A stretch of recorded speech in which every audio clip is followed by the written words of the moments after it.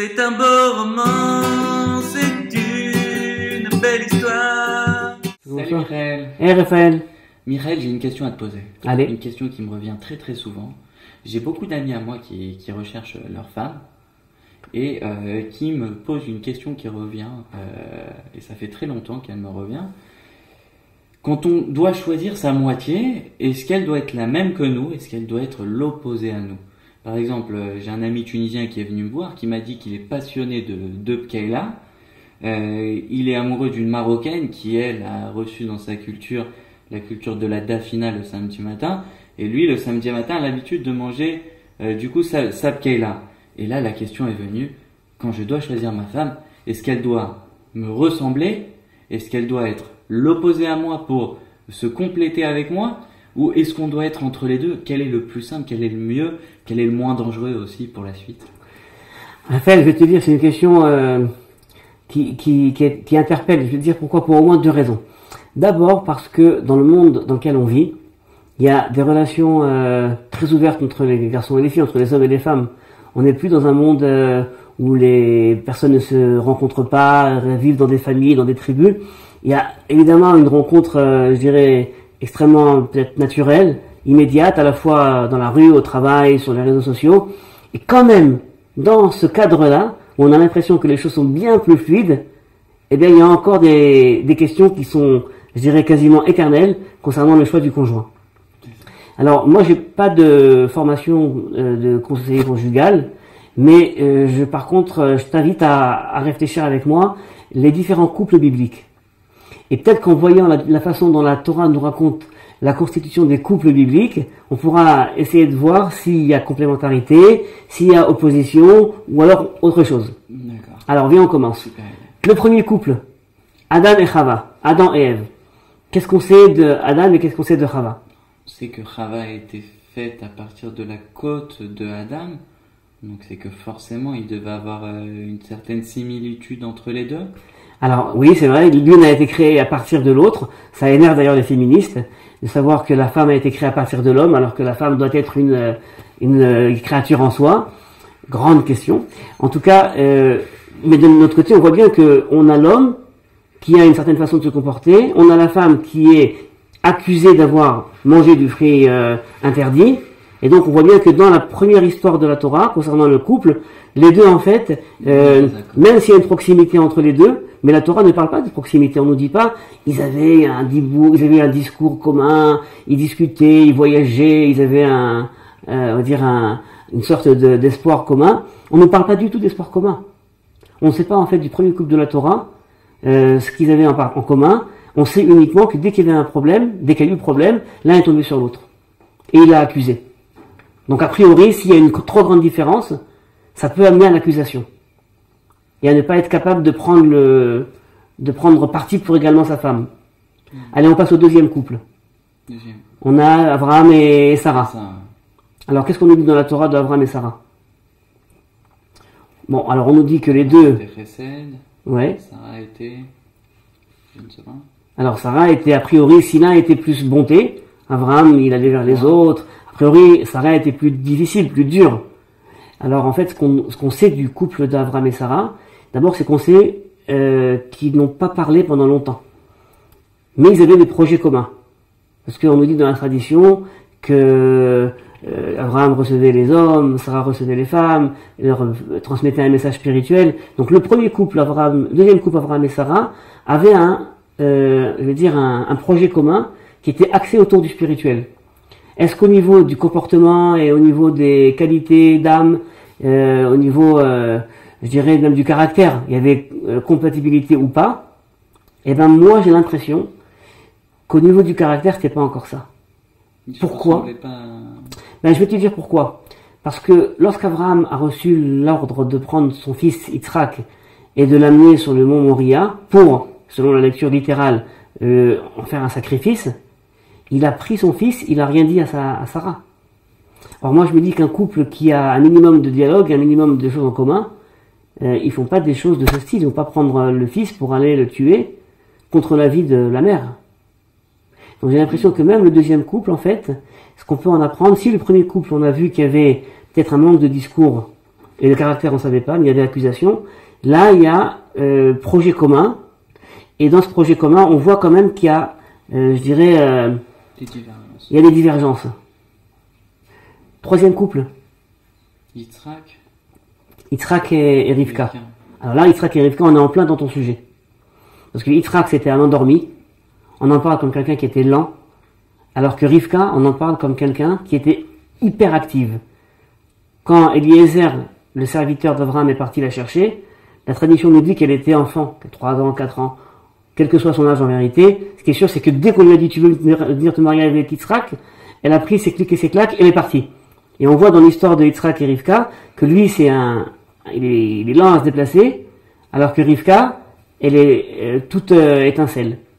Donc là, on a vraiment, au niveau des caractères, je dirais, pas incompatibilité, Une opposition, mais en tout cas une opposition. mais qui se complète au final. Alors la question c'est, est-ce qu'un couple où il y a une opposition est un beau couple?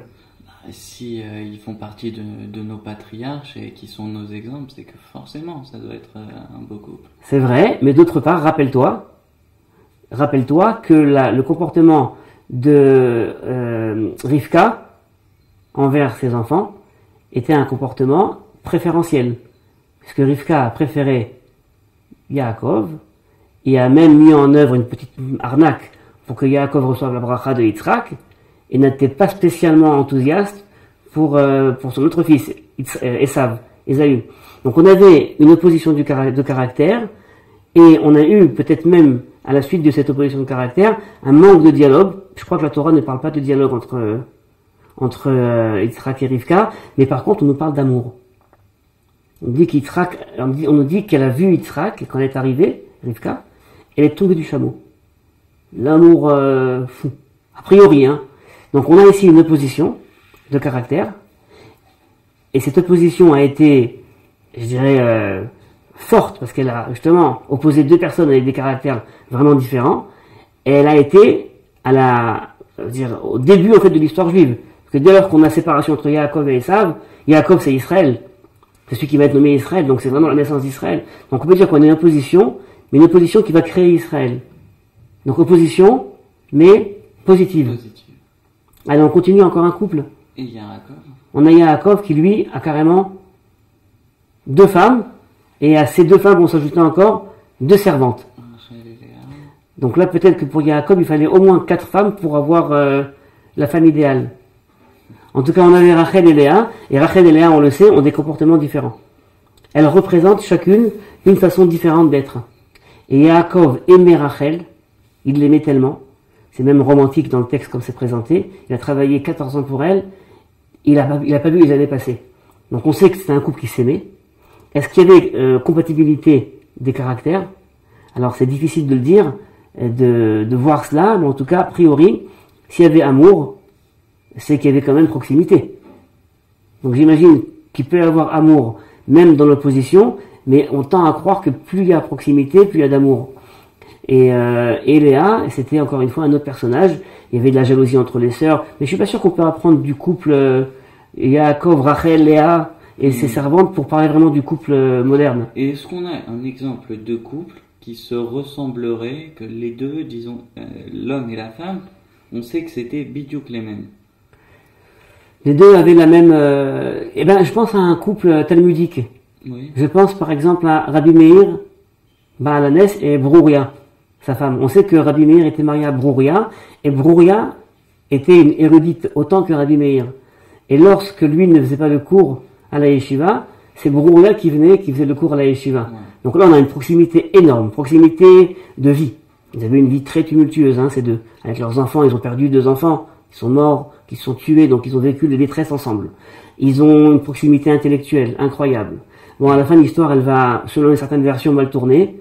Mais c'est vrai qu'ils se ressemblaient, et a priori, ça allait. Mais aujourd'hui, on a tendance à croire que la différence, elle est beaucoup plus, je dirais, porteuse elle est plus porteuse de choses bénéfiques que la ressemblance. On parle souvent de l'apport de la différence, mais j'ai l'impression que une trop grande différence, alors je sais pas si la différence importante c'est au niveau de la Préala ou de la Dafina, mais une trop grande différence, c'est une différence qui peut-être amènerait à je dirais, à voir la vie différemment. Peut-être qu'il faudrait établir une sorte de grille, de critères, qui seraient en fait ceux qu'on partage ensemble. Et puis après, si on est d'accord sur ça, on continue. Mais plus encore. Qui pourrait nous emmener à venir sur les mêmes objectifs. Ouais, mais je crois plus encore qu'en fait la question essentielle, elle n'est pas au niveau des objectifs. Elle est plus au niveau vraiment du caractère. Des fois, il y a deux personnes qui se rencontrent et puis il y a un feeling. C'est quelque chose qu'on sent. C'est quelque chose qui a, on va dire, on a l'impression vraiment d'avoir rencontré quelqu'un avec qui on peut avoir de l'amitié et plus, si besoin. Et quelque part, je crois qu'aujourd'hui dans le couple, ce qui manque peut-être justement, c'est essayer de voir comment les deux se construisent et arrivent à s'adapter l'un à l'autre en voyant les faiblesses de l'autre, qui à ses yeux sont des faiblesses. Peut-être que pour l'autre c'est une force, et voir comment il peut composer avec ses faiblesses et compter sur l'autre pour l'aider à travailler ses faiblesses. Donc une sorte de, je dirais, de complicité. Utiliser cette différence pour que l'un avec plus de recul puisse aider l'autre à avancer et vice-versa. Ouais, j'ai l'impression quand même moi que la différence sur des points importants, peut-être pas tous, est porteuse de plus de vie et de vitalité dans le couple. Mais c'est une grande question, on a uniquement un petit peu posé les jalons. Voilà, en conclusion, ce qu'on peut essayer de déduire un peu de l'exemple que ce soit talmudique ou de nos pères, c'est que sa moitié, qu'elle différente de nous, qu'elle nous ressemble, on a quoi qu'il arrive une possibilité de réussir. Ouais, parce que je crois qu'en fait l'enjeu du couple, c'est pas de réussir aujourd'hui, mais c'est de réussir pour des années.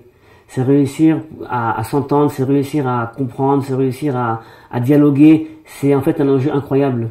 Le couple, en fait, c'est quelque chose qui nous dépasse. Je dirais même que c'est quasiment quelque chose d'irrationnel, d'arriver à s'entendre avec quelqu'un. C'est en fait le projet d'une vie. D'accord, Michael. Merci beaucoup. C'est un beau roman.